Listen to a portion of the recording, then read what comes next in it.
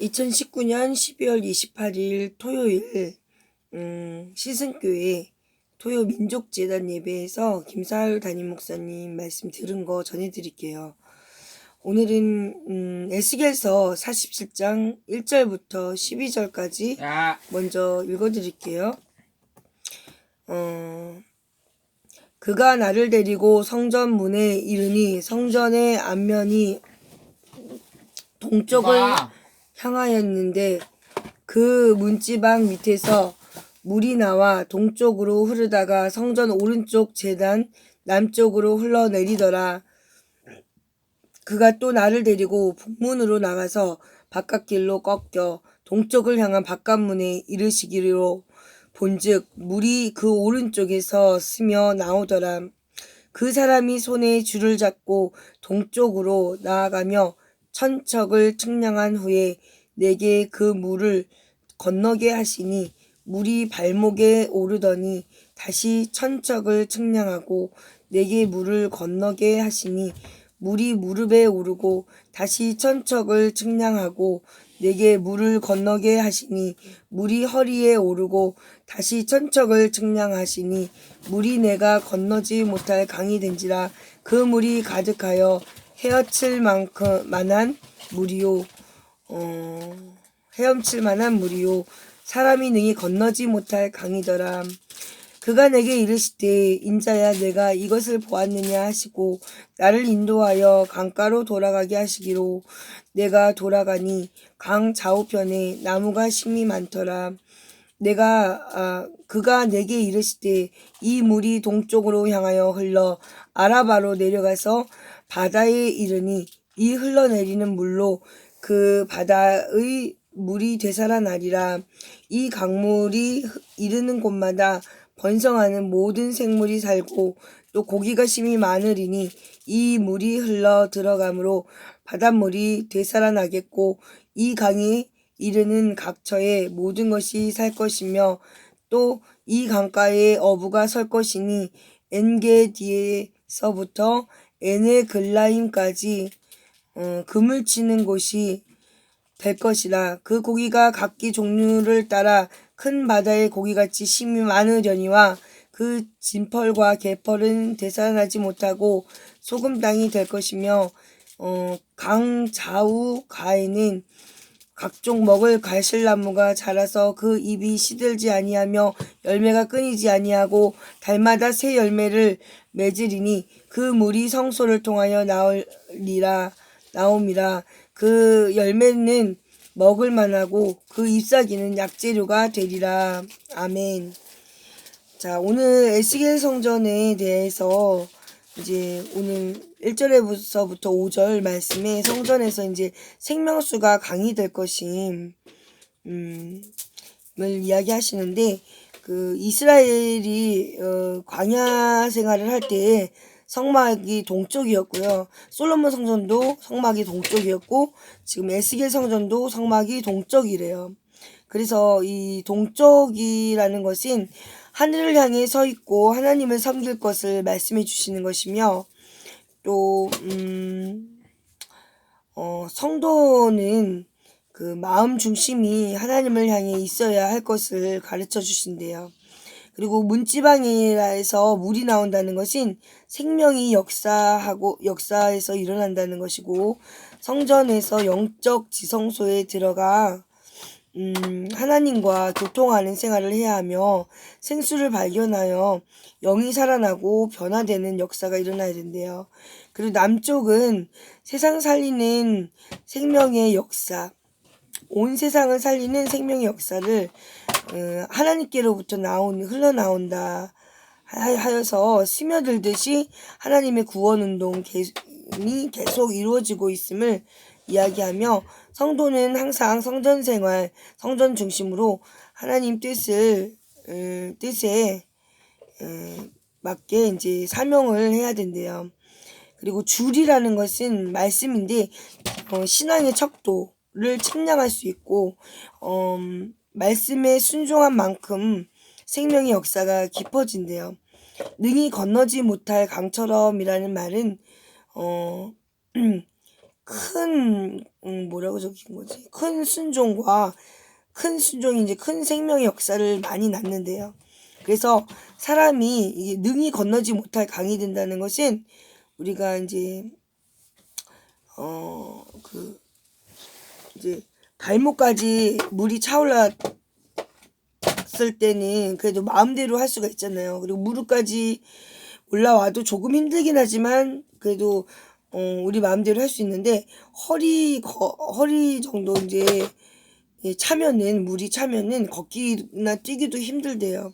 그래서 사람 마음대로 할 수 없는 말하자면 강같이 된다는 거죠. 능히 건너지 못할 강처럼. 예, 그런 말씀이고요.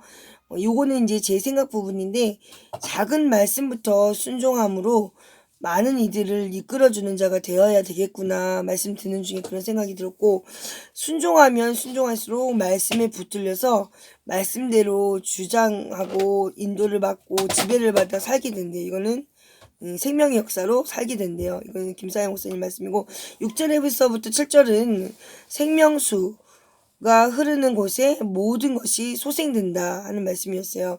그래서 강 좌우편에 나무가 실이 많더라 하는 것은 생명의 역사가 열매를 많이 맺는다는 이야기고요. 하나님의 역사는 우리가 생각지 못하는 곳에서 다양하게 일어난대요. 그리고 믿음의 역사도 생명의 역사가 믿음의 역사는 생명의 역사를 이루어진대요. 생명의 역사라는 건 열매가 이루어지는 거고요. 그래서 나의 심령을 통하여 다른 이들이나 나라와 민족을 살려야 한대요. 그래서 디모데 전서인지 후서인지 모르겠는데 4장 2절인데 내가 이걸 이렇게 적어놨네. 딤이라고 적어놔가지고 모르겠네요. 근데 복음을 전파해야 되고 베드로전서 1장 22절 진리와 순종 그리고 영혼을 깨끗하게 하고 사랑 충만해야 된다 이런 말씀을 하셨고요. 8절에서 9절은 아라바라고 내려가 황무지 그러니까 바다 사해 바다는 염분이 강한 바다로 되살아나는 바다인데 이제 그 에스겔서 37장에도 메마른 뼈가 살아난다는 말씀이 있었어요. 이거 어떡하면 좋아. 우리 잠시만요. 우리 세연이가 지금 밖에서 정수기를 만지고 있어서 빨리 갔다 와야 돼요. 야, 추워. 추워요. 하나 가지고. 이거 또 여기 얹어가지고. 앉아. 일어나. 앉아. 다 됐어. 고. 자, 어디까지 했더라? 6절에서 7절. 그래서 디모데 전서에 복음 전파해야 되고 베드로전서 1장 22절에는 진리에 순종하고 영혼을 깨끗하게 해야 되면 사랑 충만해야 됨을 말씀해 주시고 있고 이제 에스겔서 37장에는 메마른 뼈가 살아난다는 말씀이 있는데 이게 지금 보면은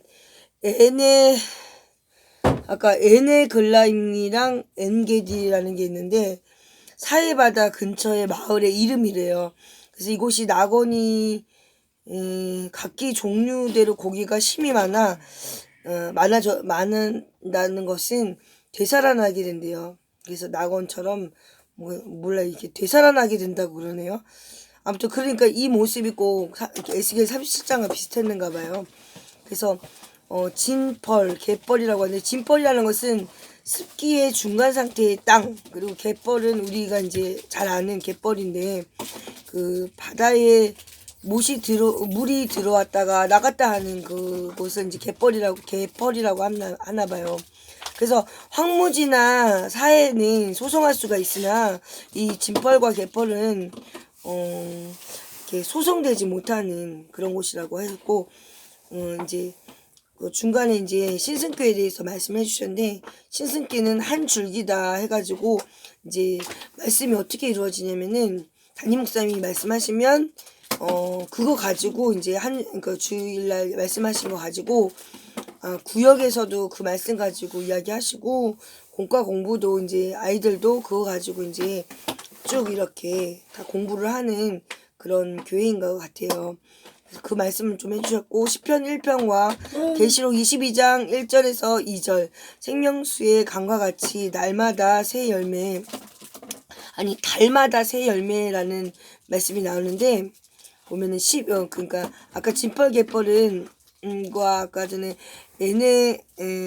에네글라임 에게디 나온 것은 이제 10장 10절 11절이고, 12절에 보면 시편 1절부터 계시록 22장 1절에서 2절 생명수 강과 같이, 그래서 달마다 새 열매라는 말씀이 나오는데, 12절에 그거는 금음달 보름달 지나가며 주기적으로 반복되는데, 금음달은 어둠이 깊고 보름달은 빛이 환하게 비춰지는 상태래요. 그래서 흑암을 이겨내고 강명 가운데 살면 열매를 맺는다, 이런 말씀하셨어요. 그래서 잎사귀와 약재류라는 게 있는데, 약재류라는 것은 성도를 고치는 것, 치유하고 변화되는 것을 말씀하신대요.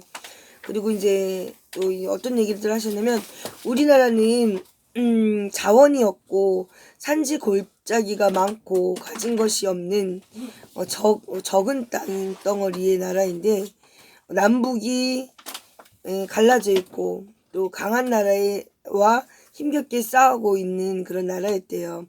나라와 민족, 그리고 동성애라든지, 또는 희한한 게 또 하나 나온다고 그러더라고요. 나이를 바꾸게 해달라는 그런 사람들이 나온대요. 그리고 인종을 바꾸게 해달라. 그리고 종이 뭐냐면은 사람인데 개나 고양이로 바꾸게 해달라. 이런 사람들이 출몰하고 있대요, 지금 우리나라에. 그래서 참 걱정이라고, 정말 저도 걱정이네요. 이게 정말 이상하네요. 근데 이 개와 고양이로 사람인데 개와 고양이로 바꾸게 해달라고 하는 사람들을 내가 가만히 혼자 생각해 볼 때에는, 이 사람들이 요즘에 개를 많이 키우잖아요. 그래서 개와 성교를 하는 사람들이 아닌가, 그런 생각이 조금 들었어요. 그러니까 이제 자기가 낮추어서 동물이 되겠다 하는 게 아닌가, 그런 생각이 조금 들더라고요. 이게 조금 문제가 있는 사람들이에요. 이런 주장이 어떻게 이 나라에서 이렇게 나오고 있는지, 진짜 김사영 목사님 말 같을 때 저도 되게 너무 걱정이 되네, 이게. 그리고 아무튼 고난이 이제 주님께서 저는 이제 제 생각에는 고난이라는 게 주님이 이제 주님을 의지해야 하는데, 고난 중에 주님을 의지하고 주님을 우선으로 두고 주님으로 하여금 이제 간구할 때에 우리 한국에 있는 모든 문제들을 주님께서 이끌어 주시고 해결해 주실 수 있는 분은 주님 한 분임을 저는 믿습니다. 그래서 오늘 에스겔서의 말씀을 통하여 저는 글쎄요, 저 같은 경우는 그래요. 일단은 숨을 쉰다 하는 것은 생명이 숨쉬어진다. 그러니까 오늘 말씀에 보면은 제목이 생명체가 흘러 모든 것을 소성함이라고 했잖아요. 그래서 생명체가 흘러 모든 걸 소성한다는 것은, 마치 이제 제 생각을 이야기할게요. 하나님 말씀에 보면은 예수님이, 물론 창세기에 보면 하나님께서 그 코를 생기에 불어 넣어서 생명으로 만드시고, 아담을 잠들게 하셔서 갈빗대를 취해서 여자 하와를 만드시잖아요. 그런 것처럼 뭔가 하나님께서 불어 넣어 주시는 것 같고, 또 예수님께서는 이제 부활하신 예수님이 성령을 받으라 그러시잖아요. 그러면서 부활하신 후에 평강할지어다 하셨고, 나중에 이제 성령을 받으라 그런 말씀하실 때 한번 숨을 이렇게 내쉬잖아요.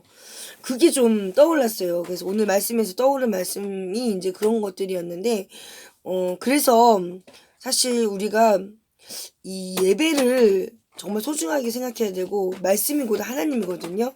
이 말씀이 어떻게 보면은 우리를 소생케 하는 힘이 아닌가 싶어요, 이게.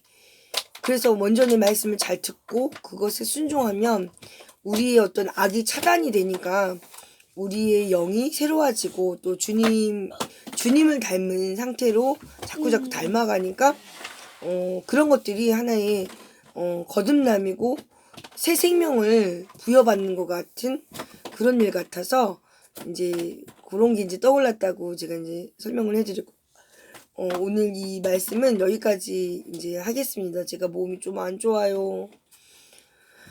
아침 새벽부터 막 걸어가지고 막 잠식교회도 갔다가 이제 또 거기서 기도하고 바로 이제 신수교회 가서 거기 가서 이제 말씀 좀 묵상하다가 예배 드리고 왔거든요. 그러니까 장작 5시 반 예배 드리고 또 10시 반 예배 드리니까 힘드네요. 그래서 오늘 그냥 여기까지 할게요. 감사합니다. 들어주셔서.